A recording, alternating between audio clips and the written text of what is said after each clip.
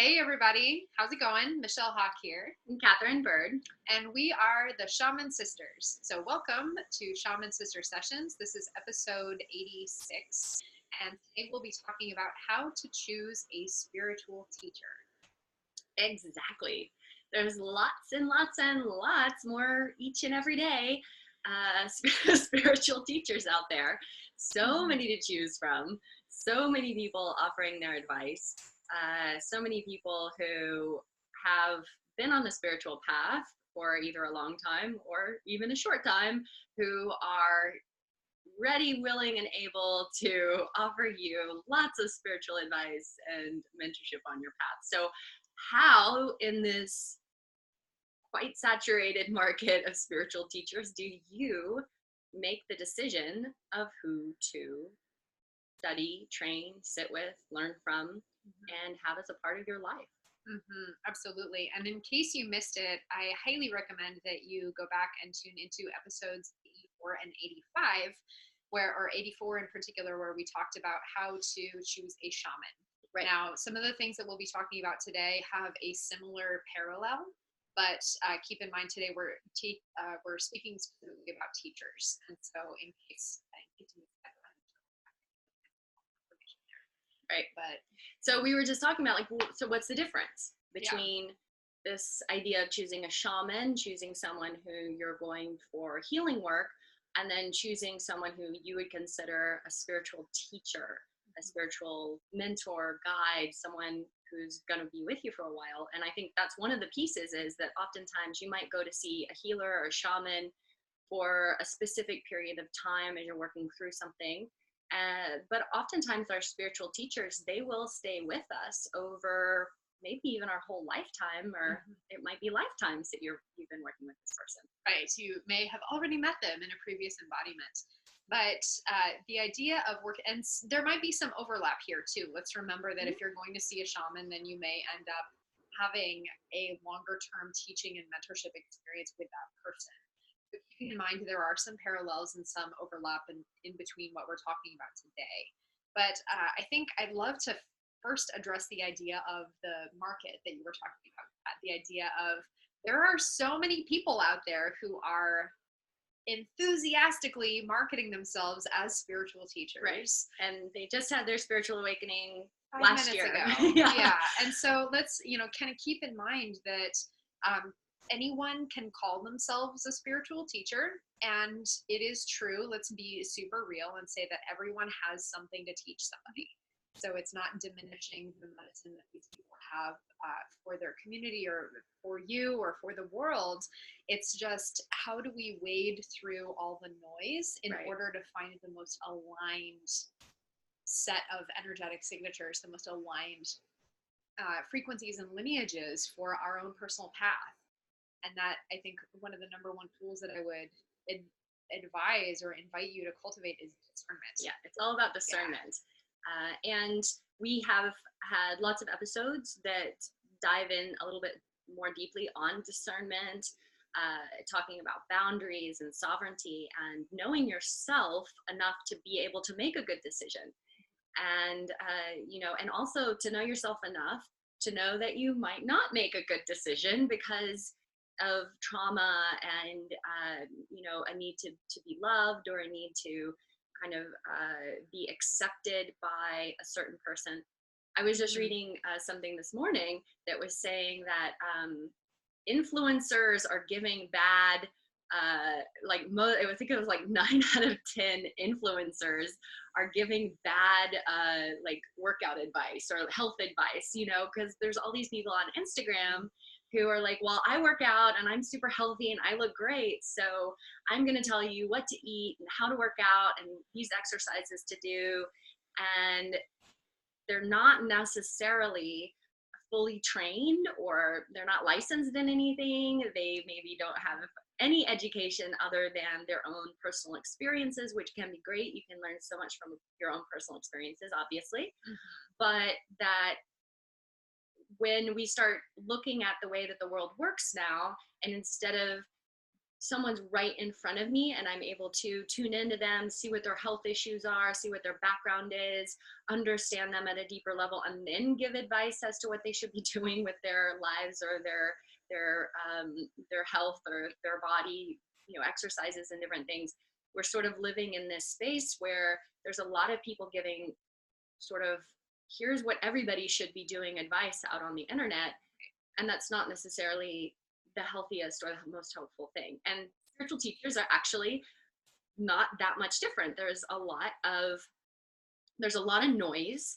There's a lot of people who are offering practices and meditations and things out there who have very little training themselves. So it is, the discernment's the name of the game. So what would you say is a way to like activate that discernment and to get more clear on who you're going to choose? Yeah, for sure. I want to just take a moment and point out a potential irony here of like, here we are online, right? And here you have access to two spiritual teachers, such as ourselves, and you may be asking the question. I know I would be asking the question, like, what, just to say that you two aren't full of shit, right? We are totally full of shit. We're totally full of shit, and that's okay. We went to see JP Sears stand-up comedy the other night here in town in Portland, and that was a mantra that he was having the whole audience repeat of, I'm full of shit, and that's okay. So that's for them. And it's true. And honestly, if you're working with someone, like the further you are along on your path, the more you realize that you don't know anything. And if someone is not willing to admit that they don't know anything, then you might want to look someplace else. There's a lot of people who are very dogmatic. This is the way, this is the only way. If you're not following this, doing this practice exactly this way, or changing your life in exactly this way, giving up things, killing your ego in exactly this way, then you're wrong or you're bad. Some sort of energy like that. It doesn't feel like it's coming from that place of, truth be told, we don't know anything. None of us know anything. Absolutely. As much as we might like to think otherwise or pretend otherwise or have these moments of clarity, and then 5 minutes later of like, what? Right? We live in human bodies. We have human brains, and so even as much as speaking for the two of us, even as much as we've studied and practiced, like there are still moments where it's like, question mark, what am I doing? And what? And that's okay. Again, it's healthy. It's a healthy experience. Right. If you're not that, if you never have those moments, if you never have any of those experiences, any of the doubt or like, am I doing this right? Am I living life the best possible way? If you're never having those, and there are a lot of teachers out there who are not having those experiences, or not sharing if they do, well, then you're running the risk of getting involved with someone who is a narcissist, a sociopath, who is, slowly building their little cult status instead of truly seeking to serve others. Right. So in terms of discernment, one of the best ways that I would offer for you to tune into that is to take a moment and know that you have capacity, you have access to truth, you have access to your own internal wisdom. And the best way to tune into that is to take your mind out of the equation. And so if you're considering working with a teacher, or if you're looking for a teacher, say, for example, you come across our podcast or you come across somebody's website or whatever, it is possible, if you already have a cultivated relationship with your intuition, awesome, go for whatever works for you. If you feel like, I might have a block or interference in the way, or I need some help, go ahead and kind of turn your brain off about it and tune into your body, tune into body sensation, tune into your heartbeat, your breath, and notice your baseline neutral state. And then invite in the question of, what would it feel like for me to have this person's energy in my field? What would it feel like to have this person in my life as a teacher? And then notice what changes you experience in your body. Does your heartbeat change? Does your breath change? Are your muscles contracting? Do you feel more spacious? Do you feel anxiety? Do you feel joy? and know that your body is giving you a truly accurate response because you're inviting in that energy. By posing that question, you're actually inviting that person's energy into your field and seeing what happens in the body. And that's a really good way to kind of tune in and sort of measure, what would having this person in my field do for me? And is that an experience that I want to have and want to cultivate more of? I think that's great advice. Sometimes we're not there. Yeah. And that's okay. It's okay to not have that awareness. It's okay to not have that discernment, especially when we come from trauma, abuse, so many things that can keep us from truly feeling like we're embodied inside of our body, that we have that feedback loop of awareness that we can run on. It's okay if you don't have that quite yet. And one place to start is to start to recognize that and go, okay, well, what embodiment practices can I be doing? And I think we've done some episodes on embodiment and doing different practices and dance and movement and working with somatic therapists and doing breath work and starting to cultivate this relationship with the physical body to be able to have that level of discernment is really important. So knowing where you're at, that's one piece. So what are you looking for? What are you seeking to cultivate in your life? What is the energy that you want more of in your experience? And what is that, where is that teacher in alignment with that? Is inner peace, is forgiveness, is cultivating more energy and having more energy and more energy for life. Like, where are you? What are you desiring? Because different teachers are going to be giving you access to different things. And so a good way to look at that, I love that you're bringing that up, is what is that teacher offering? They're offering teachings in, usually a teacher has either a specific lineage that they're working in or a specific set of values that they're imparting to their students. And so looking at, for example, okay, if you're interested in the, compassion or self-love or forgiveness or whatever, looking for a teacher who holds that frequency and whose offerings, who has teachings that bring that. Yeah. And you want to feel like that person is embodying that, right? That they have already gotten to a place, not just where they're giving you, spiritual phraseologies and like things that anybody could read in a book, but that they're actually an embodiment of that energy, so that when you tune into them or you feel them, you feel more of that. And that's that piece around that embodied discernment of tuning into when you feel that. Now, sometimes we can even be tricked, because when we look at cult situations and so on, usually the people who enter into cults, like they didn't expect that was going to happen ever.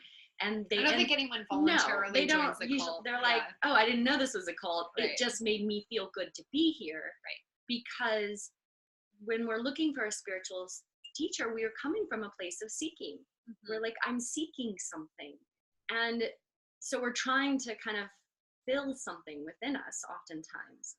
And when we're coming from a place of seeking and trying to fill something, trying to receive and get something, we can be misled. It happens. And it doesn't mean that you're doing it wrong. It just means to have that deeper inquiry, to know that someone might not have your highest and best at their heart, at the core of the experience that you're going into.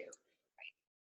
And that, we'd like to think that everybody has good intentions, right? And, we certainly want the best for you. And we talk about cults. I feel like we've talked about cults several times on this podcast, because it is a thing. We both know people who have been part of cult experiences.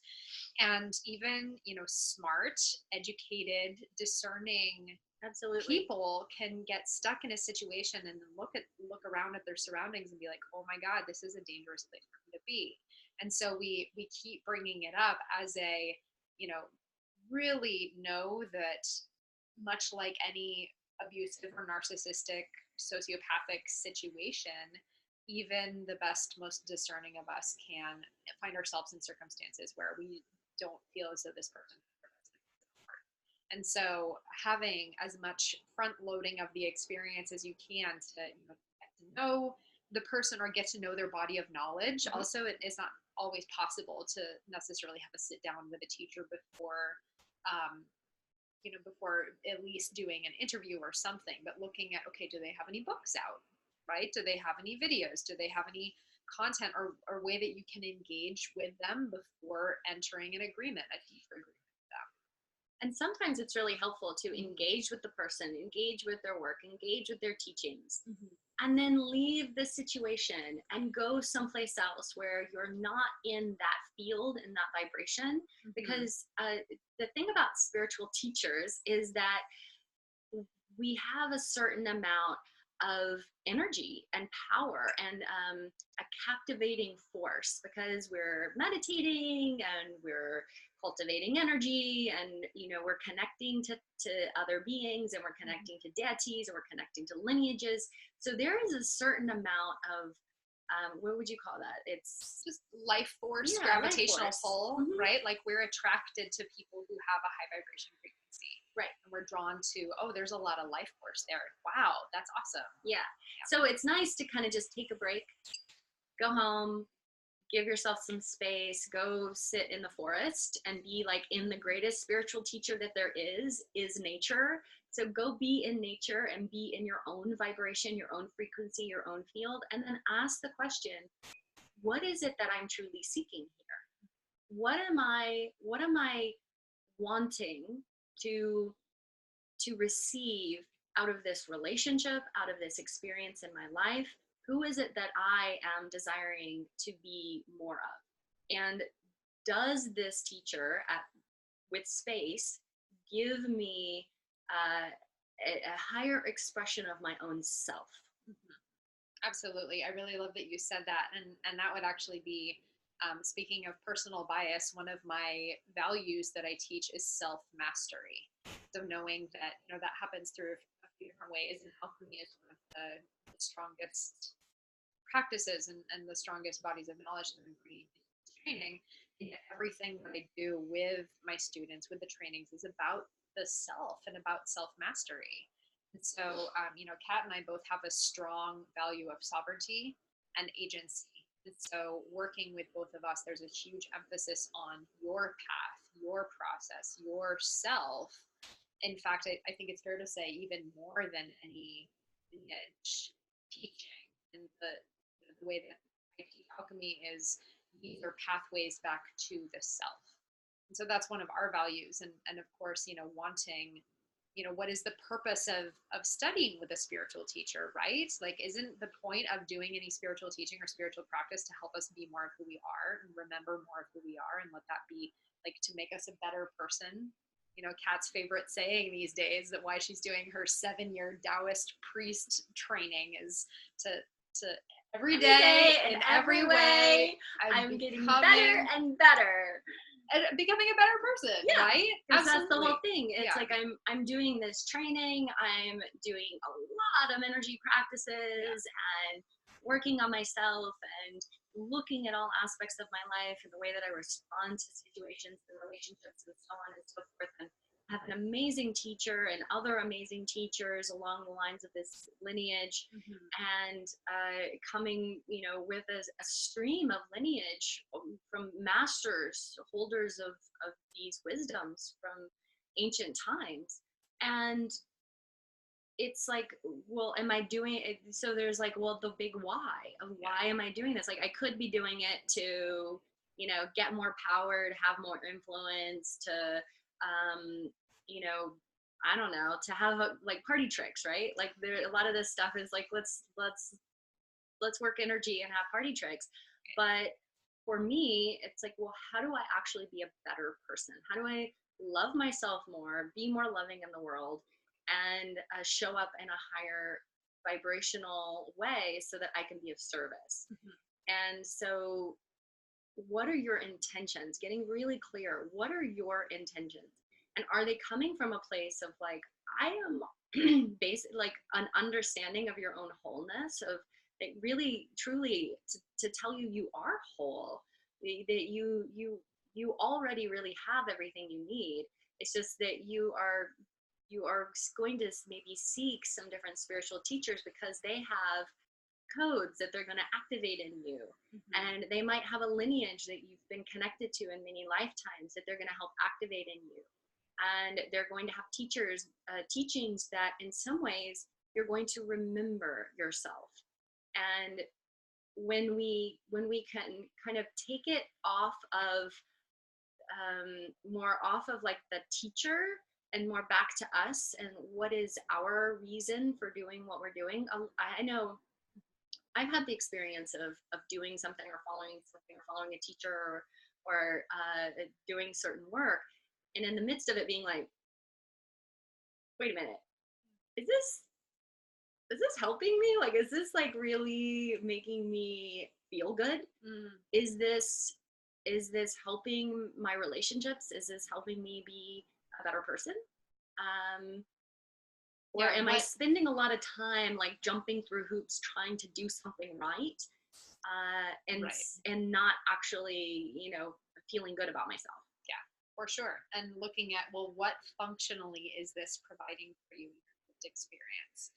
And I think that's a really important question because it's easy to get lost in the esoteria of it, right? Of like, okay, well, all these super, I can't really think of the word. Like, let me think of read my mind right now. Read my mind right now? What's the word that I'm looking for? All these practices, then unless they have a context, then, again, like speaking to the school of practical spirituality of like, well, what's the point, and wanting to have a really grounded relationship with spiritual teaching. And I love what you said about activations too. I want to kind of loop back around to that. Yeah, that's important. And knowing that you are whole, right? You already have everything you need. You already have access to all the truth and all the wisdom and all the mysteries and all knowledge. And really, then what is the function of a spiritual teacher, right? It's not to give you anything that you don't already have access to. It's to help you unlock it or activate it or remove what's in the way of you owning that in yourself. Now, there are it's possible for us to have initiatory and activation experiences, and I would actually say it's very common for us to have initiatory and activating experiences that are completely separate from working with a teacher, meaning we're just initiated straight up by spirit, which is how most of us actually experience this. But then we're left with a like, what do I do with that?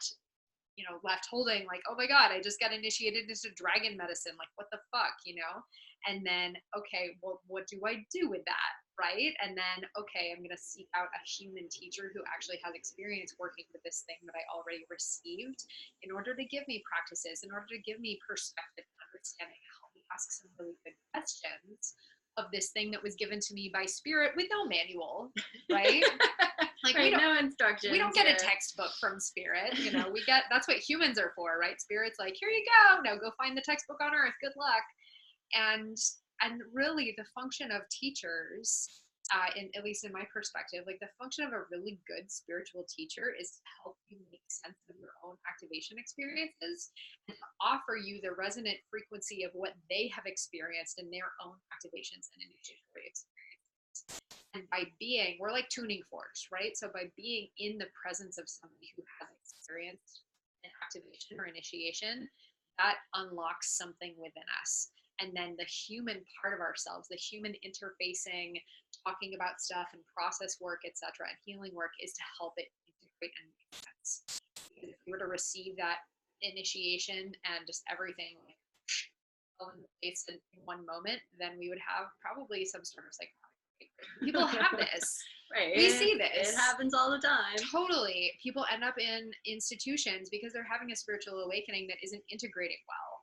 And so the function also of a spiritual teacher is to help that process be not traumatizing and help people more comfortable and make cognitive sense to our human brains. What else, Michelle? How to choose a spiritual teacher? How to choose a spiritual teacher? It's funny because I'm thinking about my spiritual teachers, and Honestly, most of them have just fallen into my lap. Mhm. Oh, this is a good one. Yeah. One of the things that I've utilized in for myself is to utilize prayer and meditation and like focused intention Mhm. to request support on the physical plane from physical embodied teachers who can support my work, my path, my spiritual development, in this lifetime, to get really clear. I am working on forgiveness. I'm working on being a more forgiving person in my life and forgiving my mother. Please bring into my path the spiritual teacher that I need to cultivate this in my life. And to work with that on a regular basis, like on a daily basis, light a candle, light some incense, sit with that, make these requests of the guides, of spirit, of the energies that you're connected to, so that those teachers will come in. I'll tell you, I've had just the funniest, most interesting experiences of having someone just cross my path, or having a teacher actually reach out to me and then be like, come and do this thing with me, right? So it's entirely possible to put some of this, to take some of the weight off of you, that you need to be finding the person. What is it that when the student is ready, the teacher will find him? So, Or her. or her, Or them. or them, or however. Yeah, absolutely. And I love that it's the idea of soul conferencing, right? Like put it out and imagine. You can imagine, if you like. This is something I like to do when calling in people, whether it's teachers or clients or friends or whatever, is putting out, okay, let's have a meeting of the higher selves, right? Let's request this interfacing on the spiritual plane. And of course, it's already happened. For our human minds, we do so much for our human minds to just have this, have it be okay in the brain sphere, right? But okay, arrange a meeting of the higher selves to please bring about the easy and graceful encounter on the earth plane, right? Have the soul conference, and then it's like, oh, and then you'll be surprised. There'll be a book will fall off a shelf. You'll get some random email from somebody you don't know how you got on their list. Right. You'll find our podcast randomly. You'll find something on YouTube, or somebody will send you something, and someone will invite you to something that you've never heard about before. So just, it's keeping a very open mind and an open heart around what's possible, because you might come in contact with something that you weren't like, really. I know that I studied Western alchemy for quite a while and for many years, and I really was so in alignment and with this, like, this Western tradition. And I remember thinking that I really wasn't that connected to like the Eastern tradition. And then now I'm studying Eastern alchemy and internal practices. And so be open that you might end up on a spiritual path that is nothing like where you're on now, or how you would think to categorize yourself, especially if you're still categorizing and thinking of yourself from your childhood and how you grew up in a certain spiritual tradition or religion. Then you might end up kind of veering off in a completely different direction. And it takes having an open mind to go, a curiosity. I'm just going to be curious about this and see what happens. I'm just going to be curious. I'm going to try something new, and I'm going to see what the effects are and see how I feel and see what it does for me, and then go from there. And not to shut things out that you might be like, well, that doesn't mean, I'm super white girl right over here, so why should I be studying, Chinese energy medicine? Well, I am, and that's okay. And if I have a closed mind as to what it is that I'm studying, then I might miss out on a huge, important, amazing, incredible, beautiful journey. Right. Absolutely. And to that point, the idea of what we have a preconceived notion about, or looking at super white girls, both of us here, both practicing shamans, right, who are studying lineages that may or may not correspond to our physical ancestry. And I'm betting that you probably have had an experience of feeling some sort of resonance to a teaching or philosophy or something that may not correspond to your physical ancestry. And knowing that, we're and I feel like this is a whole different episode, Yeah, right? for About sure. like lineages, right? But I'll just drop a little taster in here that we are at a time where more and more of us are having access to these different lineages, these different activations, these different initiatory experiences, and looking at, okay, on the soul level, in my karma, in my soul DNA, in my soul contracts and agreements, what is being asked of me? What lineages are asking to come through me as a shepherd on earth of this new earth that we're here birthing together? And it's almost a degree of, how can I take myself out of the equation? Right. It's about me, but it's not about me, right? It's about the self and the path of self-mastery and being a better person, but it's not about us, right? It's that beautiful both and, right? And we get to just laugh about it and get to like have a sense of humor. I'm full of shit and that's okay, right? Repeat, I'm full of shit and that's okay. And know that the lineages are also selecting their people. Yeah, they're selecting you, they're finding you, they're selecting you out.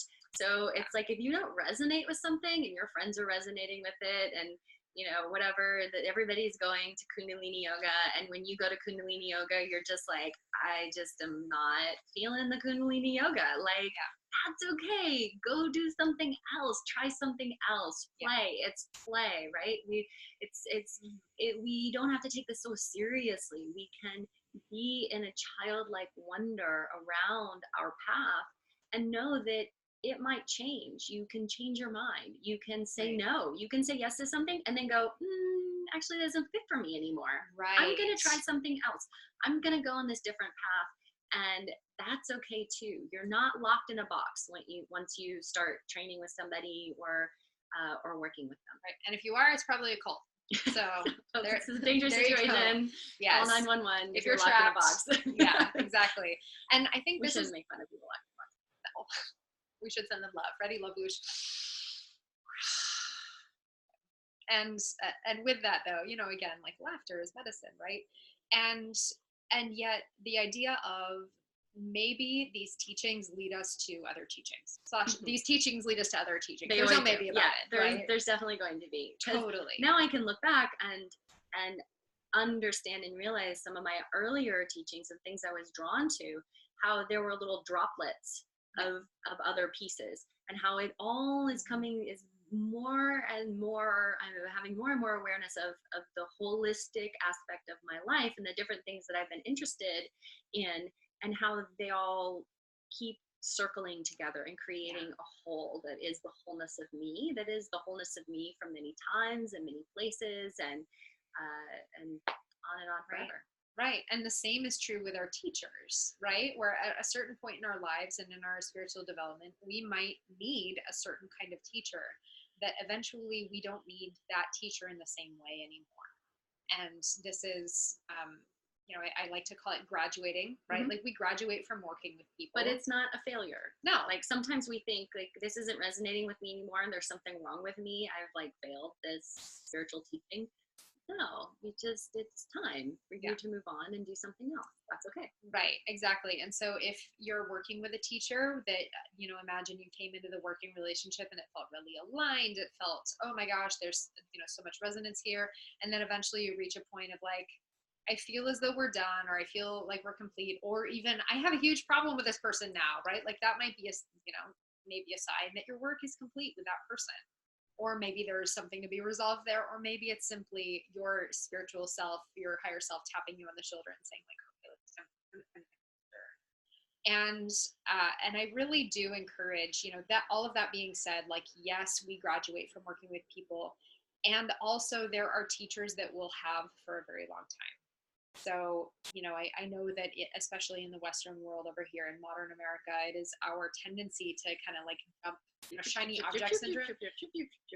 Totally. And this exists within this realm too, right? Like it's possible to have shiny object syndrome of lineages and teachers and all this. And like wanting to like, I want to try it all and see it all and do it all, and never finding that realm of mastery of this lineage, of this teaching, this.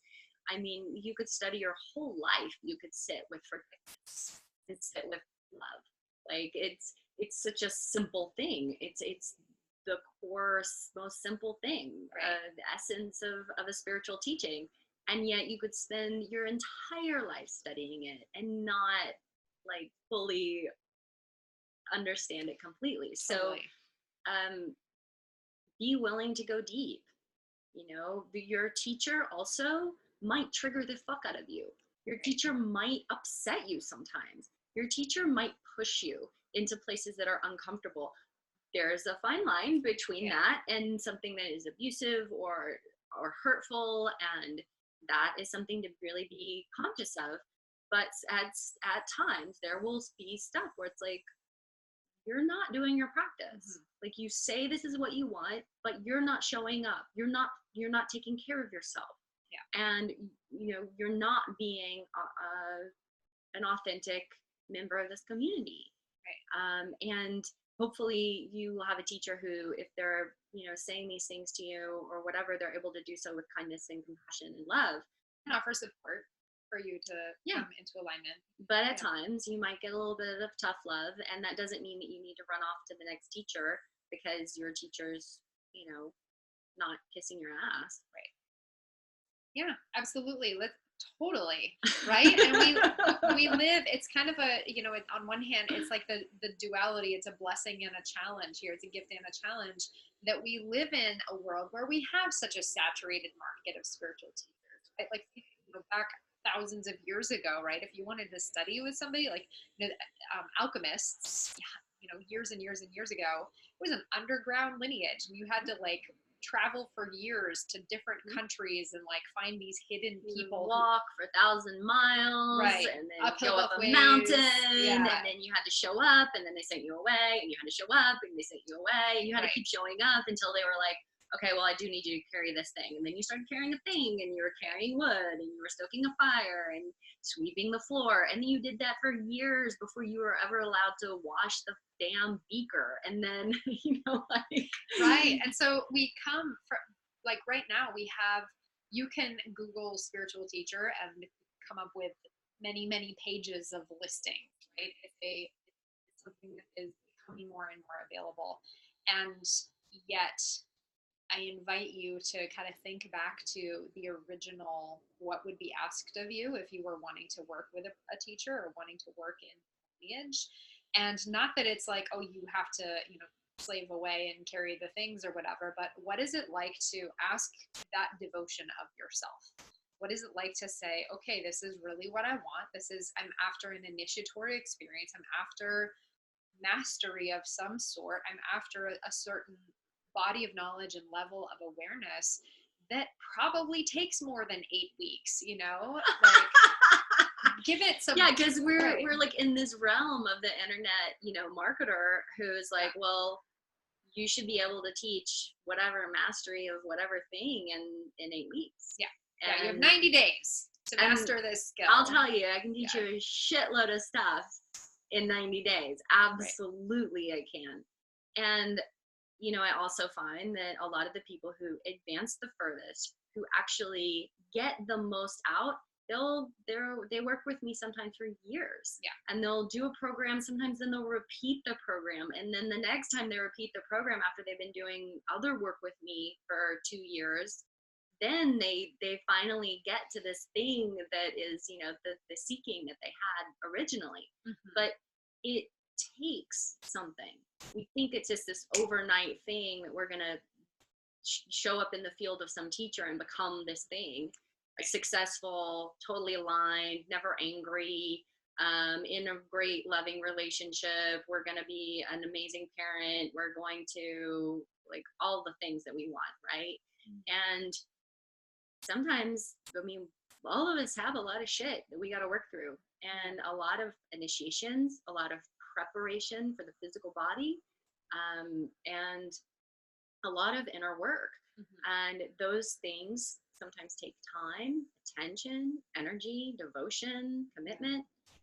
And when you can show up in that kind of way, then you'll see results. Mm-hmm. Absolutely. Right. So this episode is not only how to choose a spiritual teacher, but maybe what to expect or what to look for in spiritual teachings. And yet, not all teachers teach this way. There are plenty of teachers out there who have really valuable content and really valuable wisdom to offer, who do teach things for 8 weeks. weeks, or who I just taught something for 8 weeks. I know, and it was amazing and valuable, right? Amazing and valuable. And yet it's scratching the surface in a certain way, and you get out of the experience what you put into the experience, right? So in people who participate in your 8-week teaching, right, like you said, the people who get the most out of it are the people who show up, do the practices every day, and devote themselves to the teaching. Like if you had to like climb up the mountain to the cave and carry the water uphill and all the stuff, like imagine, how can I devote myself to this teaching, which is available online, and like I can do it in my living room in my pajamas. Like how can I have that level of commitment to myself, even though I'm not carrying a water uphill or whatever it is. Which can be challenging. I think it is for all of us. I teach practices and I still am challenged by my practice. And even the other night, I was doing my practice at midnight because I hadn't done it that day. And am really in that space of being committed to myself, committed to my lineage and my teachers. And for me, it feels like, wow, I have access to information, knowledge, teachers, wisdom that people were murdered for, that people were tortured for.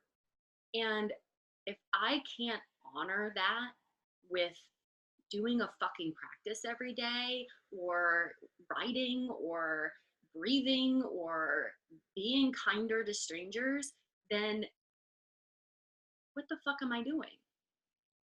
I'm being an asshole. So don't be an asshole. Like, seriously. Like we have to hold ourselves accountable inside of this relationship with a spiritual teacher. We often enter into this relationship as a way to try to relinquish responsibility for our own spiritual growth and development. Like, I'm just going to enter into this experience and give it all to you, so now you're in charge of my experience, and I'm just going to kind of show up. And if I don't get the results I want, then, it's your fault. It's not my fault. Right. Yeah, it's a teacher, teach me. Right. As opposed to, please help me with tools and practices and really good questions so that I can learn myself. I can teach myself. And so invitation for you. Also, like, I feel as though I want to, it's funny, I feel like, and by the way, remember, your teachers have studied for a long time, right? Like, they've had their own journeys of study and practice, and hopefully, hopefully, right? Ideally, again. So I feel like, we have to circle back to the like teachers who've had their spiritual awakening yesterday, right? Like, because that's a thing, right? But I'm talking about like real, people who have committed themselves to this path of mastery in their own practice, right? They've had their own spiritual teachers, and they've, maybe they've carried the water uphill, right? And or done the equivalent of that. And and they're choosing to offer this to you, and choosing, and also it's part of the soul agreement that they have to be of service. So recognize that it is a cyclical relationship of service, right? Like, your teacher, hopefully, ideally, a good spiritual teacher has already done everything they're asking you to do, and they're still on their own journey. They still probably work with their own teachers and mentors. Hopefully. Yeah. I still have teachers and mentors. You still have teachers and mentors. Yeah. I hope I plan to have teachers and mentors for my whole life, right? Sure. Because it's always helpful to have somebody on the path with us to help us see the things and we can't see yet. And so know that, again, any good teacher is practicing what they're preaching to you. Nobody has it all figured out. It's really unrealistic to expect anyone to have it all figured out. And I guess also I want to speak to the idea of like choosing an appropriate teacher for where you're at in your path. The idea, imagine like you're on a mountain and you don't know which way to go, and you can kind of see a path maybe, but you're not totally sure. You want a Sherpa, you want a guide who's like 10 steps ahead of you. You don't want a guide who's on top of the mountain already, because you can't see them. You're like, well, how the fuck do I get up there? And they're like, you'll figure it out. No, you want someone who's on the path with you, a few steps in front of you, who's like, okay, this is a good way, right? Like, you want somebody who's think about being like within your field, but a little ahead of you. But is their life actually working? Is another question to ask, right? Is their life actually working? Do they have their shit together enough to like take care of themselves in the world? Right. And like, are they able to, show up in a way that is, appropriate and kind, and they're gonna fuck up too, right? Totally. Like, there have been things that I have done, that I have said, that I have overreacted on, that I have sent emails I shouldn't have sent, or whatever. Like, that has happened, right? We're all gonna fuck up at certain periods of time, but is this person seeking to live an ethical life? Yeah. And are they being an effective human? Yeah. Is the teacher, I think this is actually a really good question to look at the life of the teacher that you're thinking about. And of course, like, some of this information will be more available than other parts of it, but are they, are they in good relation with their community, right? Like, do they have human connections? Like, can they pay their bills as much as you can tell, right? And it's all faked out there. Everything looks great, but seriously, yeah, but feel into again, like, tune into the body frequency, tune into the, okay, what is being asked of me. There's a lot of ways to access that if you have a pendulum, or do a card reading or something, but like, tuning in. Really love what you said about like tuning in and then stepping away, right? Because it's really easy when we're in that experience to just stay in that experience, to stay in the vibration. But tune in, step away. Any good spiritual teacher is not going to mind you thinking about it. No, because they're always going to be there. Right. Like, that's sort of the deal. Right. If they're the real deal, they're just going to keep going. And then, Right. And they want people / we want people who are actually committed to showing up and are not going to be like, I changed my mind 2 weeks in, right? Well, but if you change your mind, it's okay, right? Yeah. But take whatever time you need to get into a place where you're a fuck yeah, even if it feels like it's a really hard fuck yeah, even if it feels scary. Totally. Even if you're like, I'm super triggered, but my soul is asking me to do this, so like, fuck yeah, I guess, question mark. And then, whatever it takes you to get to that place, take your time, ask for references, ask for resources, testimonials, totally. Ask your friends. Yep. Take your friends to the talk or the satsang, whatever is happening. Do at least the same due diligence you would picking a brunch place. Right. Yelp for spiritual teachers. Right. Yeah. So that's a lot. We gave you a ton. Right. And I guess because this is such a big topic, it's such a big concern, and we have being who we are and what we do, we interact with a lot of spiritual seekers and people who are on the path at varying stages of development, and then working with our teachers and with our colleagues and other people that we're studying with, and just seeing all of these places where it can be confusing out there. Right. And it's okay if you're confused. It's okay if you're like, well, and that's an okay place to be. Know that it's all in perfect timing as well, and that you can find the spiritual teachers that are going to be an amazing alignment for you and are going to be like, yes. And I can't tell you how many people I've had who've just been like, well, I saw a thing and you were on it, and I was like, a yes. So like, trust yourself too. Trust your yes. If you get a yes and you're like, I don't know why I'm a yes to this, because this doesn't make sense, because this person's teaching Chinese something, or teaching, they're doing Amazonian medicine work, or they're doing, Buddhist practices on forgiveness, or like, okay, I'm not sure why I'm a yes on this, but this feels like my soul is really wanting to explore what this means. Trust yourself and let yourself say yes and see what happens. And if it starts to be like, oh, I'm a no now, you also look at that. Right. Absolutely.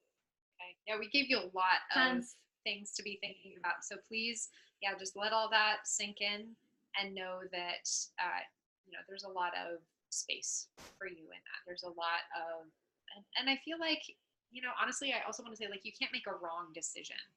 Even if you make a decision that, like we talked about, like, finding yourself in a cult. Yeah. Like, You're going to learn a lot. You are, really. You're going to learn a lot, Totally. no matter what happens. So give yourself a lot of freedom and space. And like, forgiveness. Speaking of forgiveness, yeah. Okay, yeah, maybe I didn't make the best decision, but right. Here's all the things that I learned. Here's all the things I learned about myself. Here's what I was really looking for, and here's how I'm finding it within myself now. And I can forgive myself for whatever it is that I've done. Oh, maybe I shouldn't have, whatever. It's all good. Totally. And I mean, and I've been in the position where I've worked with spiritual teachers who I'm currently still working with for years and years, and also working with spiritual teachers for a shorter amount of time that I really needed something, or something was really needed between us, that then resolved itself. And then it was a like, okay, well, I don't need to work with that person anymore. And having a moment of like, did I make the wrong decision? Like, no, I made the right decision for myself at the time, right? But that was a different version of myself that needed something that then I received, right? So knowing you can't make a wrong decision, there's a lot of space and a lot of freedom in this. And yeah. Okay. Yay! And so speaking of spiritual teachings, if you are interested in what it is like, or what it would be like for you to work with us, one or both of us, actually, we don't really teach so much together, but sure. Every once in a while. Every once in a while we'll do something together if it's highly requested. But we are both spiritual teachers, mentors, guides, and we work with lots of different people on self-mastery and developing practices and practitioner trainings and so on and so forth. And if you are interested in reaching out to us, you can reach us at shamansistersessions@gmail.com, or through our website, Shaman Sister Sessions, or via Facebook. Same names and all of the above.